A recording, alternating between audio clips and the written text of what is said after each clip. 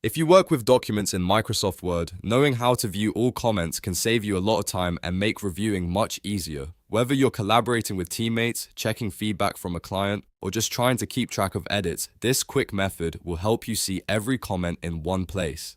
In this video, I'll show you exactly how to view all comments in Microsoft Word step by step. And if you find this helpful, don't forget to hit the like button, subscribe for more simple Word tutorials, and let's jump right in. First, open the document that contains the comments you want to review. Once your file is open, look at the top ribbon and click on the Review tab. This is where Microsoft Word keeps all of its proofreading, editing, and collaboration tools, including comments and tracking features. After that, find the option that says Show Comments and click it. As soon as you do that, Word will display all of the comments on the right-hand side of your document. This makes it much easier to read through feedback without searching through the whole file. You can scroll through the comments panel to view each note one by one, and if there are multiple comments, they will all appear in that side area for easy access. If you're working on a long document, this is especially useful because it helps you stay organized and quickly respond to feedback. You can also click around the document to jump between different comment locations while keeping the comments panel visible.